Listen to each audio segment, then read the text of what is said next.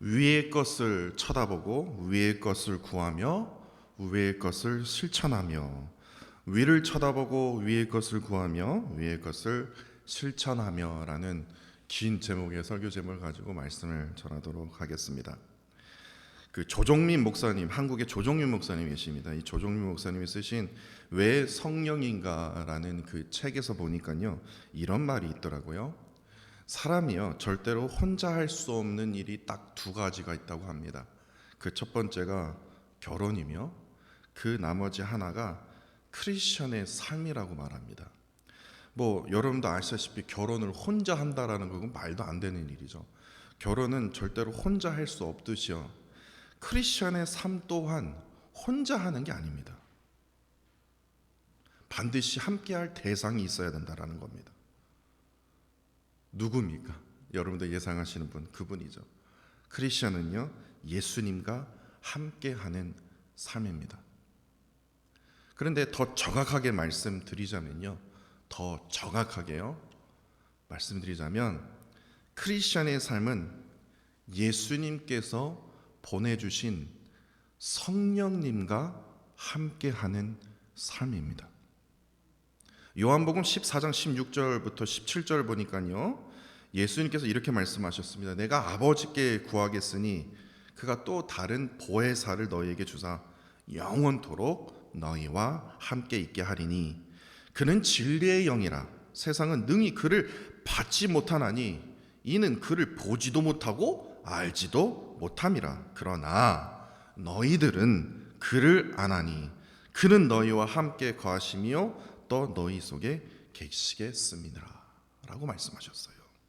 여기서 지금 너희와 함께 계심과 너희 속에 계심, 그러니까 너희 속 안에 계심, 이 두 가지 의미를 통해서 예수님께서 보내주신 이 보혜사 성령님과 우리가 연합하게 되는 것이고, 또한 우리가 하나가 되는 것이라는 겁니다. 참된 크리스천의 삶은 바로 무슨 신앙의 연륜과 내 직분과 그거로부터 시작이 되는 것이 아니라 제일 먼저 바로 성령님과 연합되어야 된다는 거예요. 성령님과 하나가 되어야 된다는 거예요. 그렇기 때문에 크리스천은요, 기독교인은 무엇으로 살아야 되냐? 성령의 기운으로 살아야 된다는 거예요. 성령의 힘으로 살아갈 수밖에 없는 존재가 되어야 된다는 겁니다. 그렇다면 성령이 내 안에 없으면 어떻게 될까요? 성령이 없으면요, 요한복음 16장 8절 말씀에 보니까요, 자신의 죄를 깨닫지를 못합니다. 그러니까 내로남불이에요. 비판하는데 아주 그냥 일가견이 있는 거예요. 왜냐? 성령이 없으니까요. 성령이 내 안에 없으면요, 고린도전서 12장 3절 말씀을 보니까 예수 그리스도를 삶의 주인으로 섬기지 못합니다. 주의를 온전히 지키지 못합니다. 예배를 온전히 지킬 수가 없는 거예요. 내 안에 성령이 없으면요. 성령이 나와 함께 동행하지 않는다면요, 어떤 특징이냐면요, 갈라디아서 5장 16절 말씀을 보니까 육체의 욕심에 따라 욕망에 따라 살아갈 수밖에 없는 거예요. 저번 주일에 제가 말씀드리지 않았습니까? 조물주 대신 아버지가 아니라 큰 물줄만 졸졸 따라다니는 인생이 될 수밖에 없다는 거예요. 그러니까 결국에 성령 없이는요, 온전한 말씀도, 온전한 기도도, 온전한 예배도 그 깊이를 우리가 깨달을 수 없다는 거예요. 그렇기 때문에 성령의 기운과 힘이 우리 크리스천의 삶 속에서 얼마나 소중한지 모릅니다. 세상은요, 아까 예수님이 말씀하셨던 것처럼요, 세상에 성령을 보지도 못하고 알지도 못하기 때문에 성령의 기운, 성령의 힘이라는 걸 알지를 못합니다. 그래서 세상 사람들은 어떤 기운과 어떤 힘을 의지하게 되냐면요, 많은 것 중에 있지만 제가 볼 때는 한 90% 이상이 아마도 이 술의 기운, 이 술의 힘을 의지하게 되는 그 특징이 바로 세상 사람들입니다. 그래서 어떤 분들은요, 이것을 너무 좋아하는 사람은 이렇게 말하는 사람을 제가 직접 들었습니다. 술기운 없으면요, 저는 단 한순간도 살 수 없습니다. 술기운이 없으면. 그 소리를 들을 때 참 마음이 아프더라고요. 맹정신으로 살아가기 힘듭니다. 진짜 그렇지 않습니까? 세상이 만만합니까? 세상이 돌아가는 게 이게 제정신으로 살 수 있는 일들이 돌아가는 이유. 그러니까 세상 사람들은요, 술기운 없이는 맨정신으로 살기 너무 힘듭니다. 정말 이해가 돼요. 그럼에도 불구하고도요, 사도 바울은요, 이렇게 말하는 사람들 앞에 이렇게 말합니다. 에베소서 5장 18절에 보니까요, 그럼에도 불구하고도 술 취하지 말라. 이는 방탕한 것이니 오직 성령으로 충만함을 받아라. 그러면 이길 수 있다. 이렇게 우리에게 말씀하여 주신다라는 겁니다. 하나님의 사람이라고 말한다면, 하나님을 믿는 사람이라고 말한다면요, 술기운에 의존하는 존재가 아니며 술기운으로 세상에 버틸 수 있는 존재가 아니다라는 겁니다. 오직 성령의 충만함으로 반드시 우리가 살아야 할 존재라는 것을 반드시 기억하시기를 부탁드립니다. 나는 성령의 사람인지 아닌지를 구별할 수 있는 말씀이 있더라고요. 그 말씀이 어디 있냐면요, 로마서 8장 5절에 있습니다. 로마서 8장 5절에 보니까요, 이렇게 되어 있어요. 육신을 따르는 자는 육신의 일을, 당연하죠. 그리고 영을 따르는 자는 영의 일을 생각하나니. 육신에 속한 사람은요, 지금 이 순간에도요, 육신의 일만 생각합니다. 예를 들어서 뭘 먹을 것인지,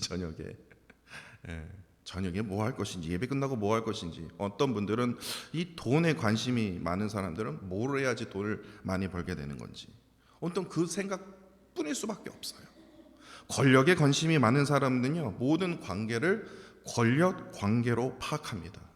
누가 힘이 세는 건지, 교회 안에서도요, 누구 편에 서야 유리한가, 온통 그 생각밖에 없다라는 거예요.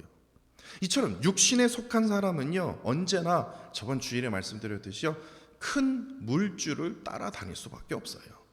반면에 영을 따르는 사람들은 언제나 조물주 대신 하나님이 계시는 하늘을 생각합니다. 하늘을 생각해요. 왜냐? 하나님의 구원과 은혜는요, 언제나 하늘 위로부터 내려오기 때문에 그래요. 왜 그러냐? 사도행전 2장 2절입니다. 오늘 특별히 성령 강림 주일에 오순절 다락방에 어떤 일이 있었냐? 호련히 하늘로부터예요. 성령의 은혜가 호련히 하늘로부터 급하게 강한 바람 같은 소리가 있어라고 말합니다. 그러니까 성령은 땅 아래서 솟아나는 게 아니라 그냥 자연스럽게 뭐가 휙 하고, 뭐 목사님의 무슨 기도에 뭐 나는 게 아니라, 목사님의 손 부흥 강사에 이게 아니에요. 어디예요? 여기요. 여기요. 하늘 위로부터 내려오는 성령, 그 성령을 우리가 깨달아야 되고 받아야 된다라는 거예요. 하늘 위로부터 내려오는 이 성령의 기운, 성령의 힘, 이 성령의 능력으로 살아야만이 우리가 초대교회 성도들처럼 세상에 나아가서 뭐 할 수 있습니까? 승리할 수 있는 거예요. 그렇기 때문에 영의 사람의 특징은 무엇이냐? 언제나 위를 쳐다봅니다. 교만해서가 아니에요. 하나님을 그만큼 알고자 사모하는 영이 있기 때문에 위를 쳐다볼 수밖에 없어요. 위의 것을 구합니다. 땅의 것을 구하는 게 아니라 위의 것을 구해요. 그리고 위의 것을 실천하는 그런 자가 바로 영의 사람입니다. 이런 의미에서 오늘 본문을 보시면요, 뭐 성령 강림 주일과 전혀 관계가 되지 않는 본문의 말씀처럼 보이지만 참 저도 묵상하면서 놀라웠습니다.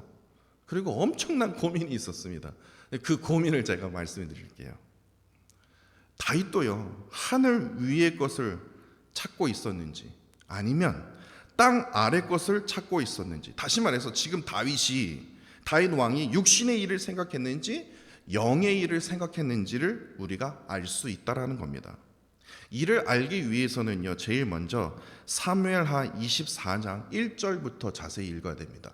사실 오늘 본문을 그냥 24장 전체를 읽으려고 했는데 시간 관계상 제가 좀 나눴는데요.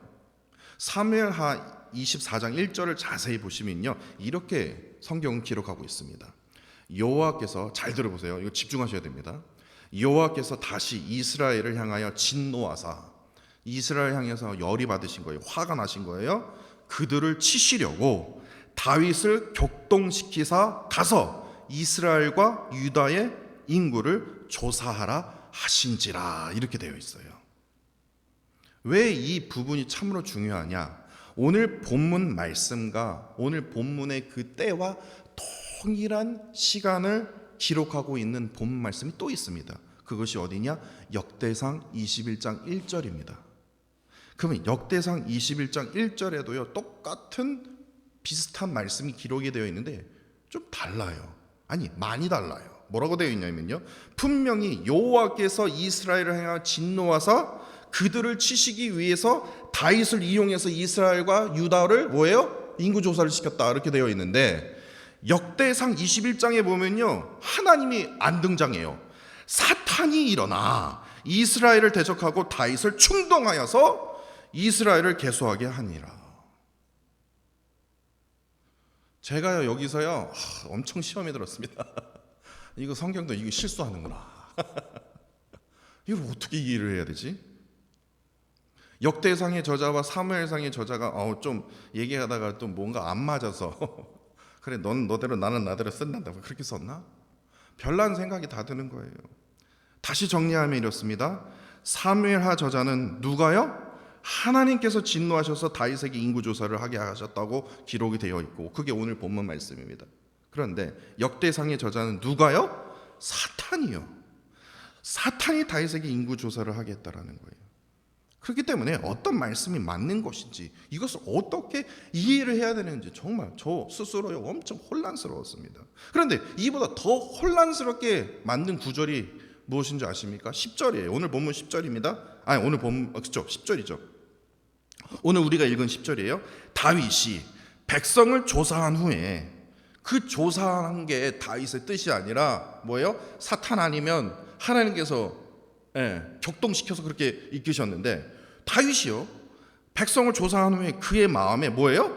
자책을 하고 다윗이 여호와께 아뢰되 내가 이 일을 행함으로 큰 죄를 행하였습니다. 여호와여, 이제 간구하옵나니 종의 죄를 사하여 주옵소서. 내가 심히 미련하게 행했습니다. 이건 또 뭐야?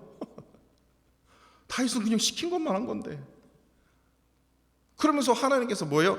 다윗을 벌하시지 않습니까? 아니, 그 인구조사는 다 하나님 아니면 다 사탄이 시킨 건데 왜 다윗이 회개를 해? 사탄 아니면 하나님이 회개해야지. 너무 헷갈리지 않습니까? 제가 여러분들 지금 엄청 헷갈리게 하시죠? 지금 혼란스럽지 않습니까? 이것을 어떻게 이해해야 되는지. 뭐 여러 가지 해석이 있지만 마음에 안 들었습니다. 뭐 찾아보면 자기 각자의 어디 뭐 주석에 보면 뭐 그런 거 있지 않습니까? 기도 끝에요, 엄청난 고민 끝에 얻어진 그 비밀의 은혜가 있었어요. 그 비밀의 은혜를 오늘 본문 24절 하반절과 25절에서 찾을 수가 있었습니다. 그 답은요, 그냥 성경 안에서 찾는 게 제일 안전합니다. 다윗이 은 50세겔로 타작마당과 소를 사고 그곳에서 여호와를 위하여 제단을 쌓고 범죄와 화목제를 드렸더니, 이 말씀이에요. 그러자 여호와께서요, 그 강한 진노를, 이스라엘을 향한 강한 진노를 멈추신 것이에요. 그렇기 때문에 이 힌트를 가지게 된다면 어떠한 아이디어가 떠오르냐면요, 사무엘하 말씀과 역대상을 같이 묶어야 됩니다. 묶으면 이해가 돼요. 묶으면 어떻게 되냐? 어떻게 해석이 되냐?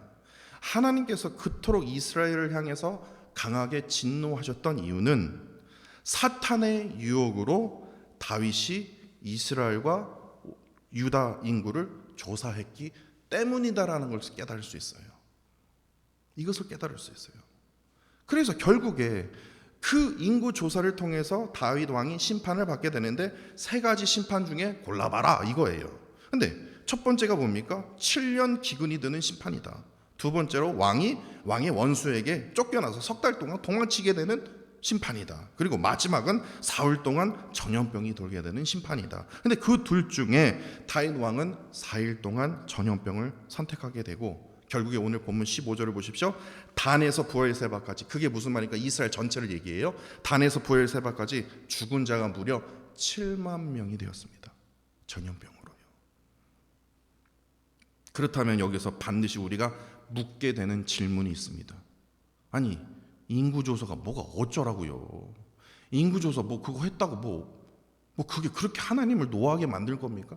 그리고 사탄은 왜 인구조사를 하게 만들었을까요? 뭐가 잘못됐는데요? 사탄의 유혹으로 다윗이 인구조사를 통해서 무엇 때문에 하나님을 진노하게 만들었냐고, 이게 중요하다라는 거예요. 제가 앞서 말씀드렸듯이요, 다윗은요 인구조사한다는 그 자체부터가 영의 일을 생각하지 않고 육의 일을 생각했다라는 거예요. 육신의 일이요. 사무엘하 24장 2절을 보니까요, 군사령관 요압에게 단에서부터 부엘세바까지 인구조사를 이제 명령합니다. 그런데 이는 인구조사가 그냥 단지 우리가 생각하는 그냥 파퓰레이션, 그냥 그게 아니라 군사수예요. 정확하게 말하면 인구조사가 아니라 군사의 수입니다. 9절입니다. 이스라엘에서 칼을 빼는 담대한 자가 80만 명이요.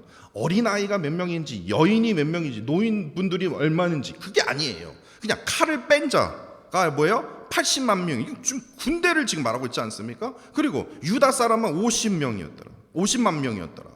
그런데요, 또 혼란스러운 구절이 또 있습니다. 역대상에 딱 보니까요, 역대상 21장 5절에 보니까 이스라엘 중에 칼을 뺀 자가 120만 명이에요. 이건 사무엘하랑 이게 숫자가 틀려요. 그 유다 중에 칼을 뺄 만한 자가 47만 명이라. 이거 왜 또 숫자가 틀린 거지? 그러니까 그래서 이제 주석을 찾아보니까 군사령관 요압이 인구조사를 하는데 왜 사무엘하와 역대상이 왜 기록이 다른 이유는, 사무엘하는요 예루살렘에 있는 사람을 뺀 것이고요, 역대상은 예루살렘의 그 인구를 더한 거라는 겁니다. 그럼 그게 일리가 있거든요. 그렇기 때문에 다시 말해서 다윗 왕은 인구조사를 한 게 아니라 무슨 조사로요? 군사요. 군사가 지금 얼마 있는가? 하도 많으니까. 얼마나 부강한 나라였으면. 하도 많으니까 군사력이 얼마인가 궁금한 거예요. 그러니까 내가 지금 그만큼 이룬 그 힘이 얼마인가 한번 재고 싶은 거예요. 다윗은요 130만 명에서 37만, 즉 예루살렘에 있는 37만을 더해서요 총 167만 명의 그 군대로 하여금 무엇을 꿈꾸고 있었냐면요, 제국을 한번 만들어보자 이거예요.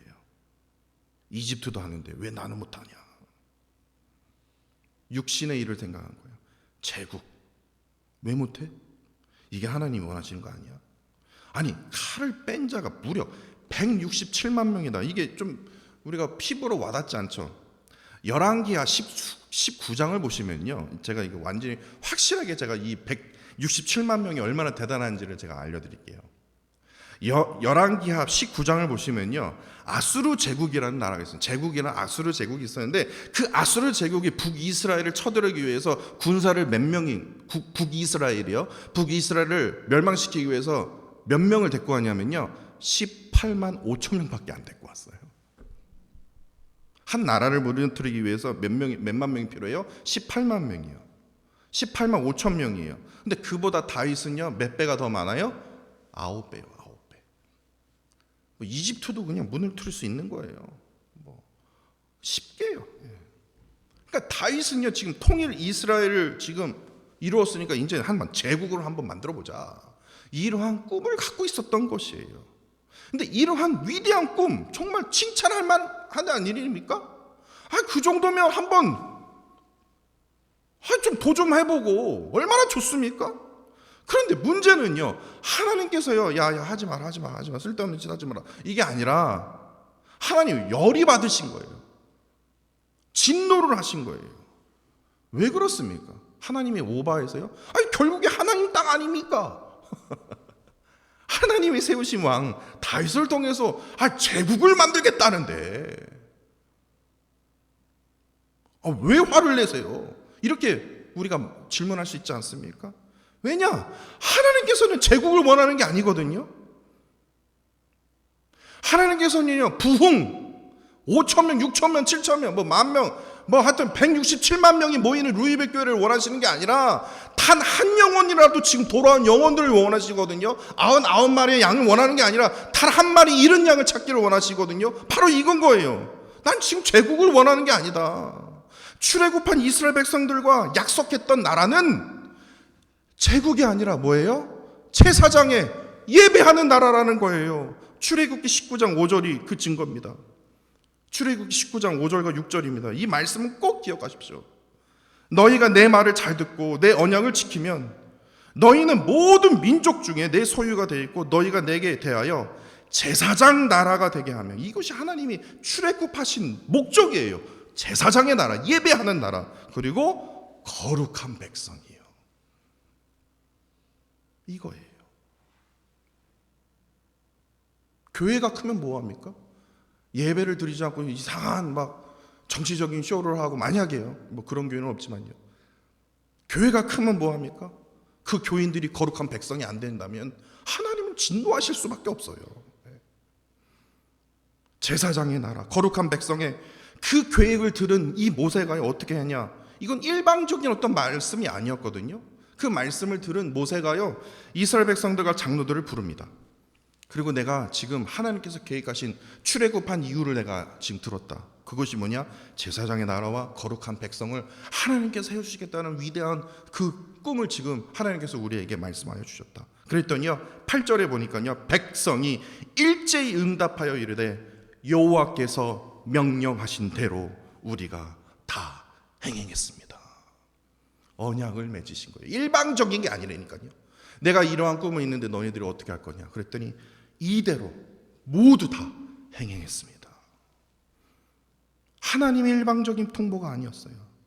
정확히 말해서 하나님과 이스라엘 백성들의 영적인 합의를 통해서 제사장의 나라, 거룩한 백성이 되기를 꿈꾸고 그 나라를 만들기 위해서 나아갔던 것이에요. 그런데 다윗이 이 모든 것들을 뭐예요? 파기시켜버린 거예요. 무슨 제사장의 나라야, 무슨 거룩한 백성이야, 치고받고 싸워야지. 내가 안 치면 저 사람이 나를 치게끔 되어 있다니까 내가 먼저 쳐야 돼. 지금 167만 명이 있는데 왜 가만히 놀고만 있어? 칼을 뺄 수 있는 자, 옆에서 그냥 소포트 하는 자요 하나, 그러면 한 타임스 10 정도 될 텐데 이때만큼 제국을 꿈꿔야지. 이게 뭔 답답한 소리야. 이러한 생각을 갖고 있었던 거예요. 그래서 이스라엘의 영적인 그 합의를요, 단번에 깨버린 거예요. 이를 통해서 제사장의 나라가 아니라 이제는 제국의 나라를 만들겠다라는 거예요. 거룩한 백성, 영의 백성, 웃기는 소리 하지 마라, 육의 백성으로 만들겠다, 이거예요. 그런데 너무나도 다행히도요, 그렇게 해서 쭉쭉쭉쭉 갔었으면 아마 이스라엘은 지금 존재하지도 않았을 거예요. 그런데 오늘 본문 10절입니다. 다윗 왕은요, 인구 조사 이후에 자신의 마음에 자책으로 인해서 뭐를 하게 됩니까? 회개하게 돼요. 이제 깨달은 거예요. 하나님께서 원하시는 게 제국이 아니라 예배하는 제사장의 나라구나. 결국에 단에서부터 브엘세바까지 7만 명이 죽었다고요? 아마도 그 7만 명은요, 그래, 다윗 왕이 맞아, 우리는 제국을 꿈꿔야 돼, 그랬던 자가 아마 죽었을 거예요. 뭐 본문에는 기록이 안 되어 있지만요, 아마 제국을 꿈꿨던 자들은 아마 하나님의 심판을 받았을 거예요. 그러면서 다윗은요, 다시 온전한 육의 사람이 아니라 영의 사람이 되기 위해서 위를 쳐다보고 위의 것을 구하고 위의 것을 실천하게 됩니다. 그것이 뭐냐? 바로 예루살렘 북쪽입니다. 북쪽 위 언덕입니다. 언덕의 정상부에 위치한 타작 마당입니다. 그 타작 마당이요, 그곳에서 다윗이 영의 사람이 되어서요, 제사장 나라에 합당한 번제와 화목제를 그 위에서요, 이스라엘 북쪽 언덕부의 정상부에 그 위에서 번제와 화목제를 드리게 된다라는 겁니다. 이를 통해서 25절에 보니까 하나님께서는요, 다윗의 그 제사와 그 기도를 들으심으로 심판의 재앙이 그치게 됩니다. 그런데 여기서 정말 기가 막히고 코가 막히는 어떤 놀라운 은혜가 뭔지 아십니까?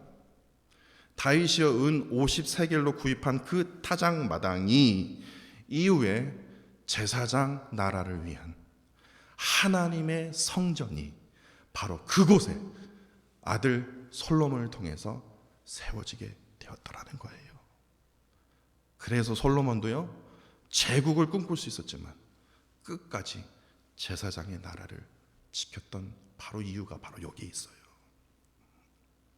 오늘 특별히 오순절에 호련히 하늘로부터 성령이 임했던 성령 강림 주일입니다.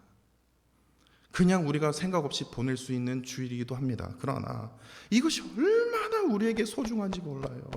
왜냐? 성령 강림 주일을 통해서 우리에게 지금 무엇을 묻고 있냐면요, 하나님께서 너는 지금 육신의 사람인지 아니면 영의 사람인지 지금 이것을 묻고 있기 때문에 그렇습니다. 돈이 최고고 권력이 최고, 진짜 그야말로 돈과 권력에 판치는 그 제국을 꿈꾸고 살 것인지, 아니면 말씀과 기도가 넘치는 하나님의 나라를 꿈꾸며 살 것인지, 부흥을 위해서 기도하는 우리 루이빌 성도들이 1000명, 2000명, 10,000명, 아니 루이빌에서 그냥 대박난 교회가 되게 해주세요, 그렇게 기도할 것인지, 아니면 단 한 영혼이라도 하나님 앞에 올바로 서게 되는 그러한 교회가 되게 해 주시옵소서 라고 기도할 것인지, 우리가 지금 우리에게 오늘 성령 강림 주를 통해서 우리에게 지금 묻고 있다라는 거예요. 앞서 말씀드렸듯이요, 성령의 사람은 언제나 누구를 생각합니까? 큰 물주가 아니라 조물주 되시는 그 하나님이 계시는 하늘을 생각한다니까요. 언제나 하늘 위를 봅니다. 하늘의 그 은혜를, 하늘의 그 구원을. 단 한순간도 하나님 은혜 없이 구원하심이 없으면 저는 살 수 없는 존재입니다. 하늘의 것을 구할 수밖에 없어요. 뭐 지하 속에 무슨 하나님이 계시는 게 아니기 때문에 하나님의 것을 구할 수밖에 없어요. 또한 하나님의 것을 뭐합니까? 우리가 실천하는 그런 그리스도인이 아닙니까? 근데 하나님께서는 이러한 사람을 간절히 원하시고 계신다라는 거예요. 다시 말해서 성령의 사람을 이 시간 이 순간에도 간절히 원하시고 계신다는 거예요. 성령이 내 안에 임하면요, 어떻게 됩니까? 초대교회 교인들처럼요, 예수 그리스도의 부활, 예수 그리스도의 복음을 증거하는 그런 하나님의 그 일꾼을 하나님께서 지금 이 순간에도 간절히 찾고 계신다라는 거예요. 그렇게 우리는 어떻게 해야 됩니까? 우리가 거하는 어느 곳이든지요, 우리는 영적인 타작 마당으로, 우리는 영적으로 사사를 어떻게 합니까? 하나님을 예배하는 곳으로 만들어야 된다는 거예요. 하나님을 찬양하는 곳으로 만들어야 된다는 거. 그곳이 우리의 집이 될 수 있고, 차 안이 될 수도 있고요, 교회가 될 수 있고요, 우리의 사업장이 될 수 있고요, 성령의 사람이 되어서요, 늘 우리의 입에는 하나님의 그 이름만을 찬양하고 고백해야 된다는 거예요. 왜 사무엘 하의 마지막을요, 다윗이 타작마당에서 제단을 쌓고 번제와 화목제를 드렸다고 기록했을까요? 왜 사무엘 하를 그렇게 마지막을 이렇게 기록했을까요? 왜냐? 이보다 중요한 거지. 우리 인생에서 이보다 중요한 건 뭡니까? 온전한 예배, 온전한 기도, 온전한 이 말씀, 이 회개를 통해서 하나님의 나라가 이 나라뿐만 아니라 미국 땅뿐만 아니라 교회, 사업장, 가정 반드시 세워가야 된다. 이를 통해서 제국을 꿈꾸신 것이 아니라 하나님의 나라를 꿈꿔야 된다라는 거예요. 이처럼 성령의 사람이 되십시오. 성령의 사람이 되어서요, 위를 쳐다보십시오. 위의 것을 간절히 간구하십시오. 또한 그 받은 은혜를요, 위의 것을 받은 은혜를 실천하십시오. 나누십시오. 증거하십시오. 이러한 저와 사랑하는 성도 여러분들이 되시기를 간절히 원합니다.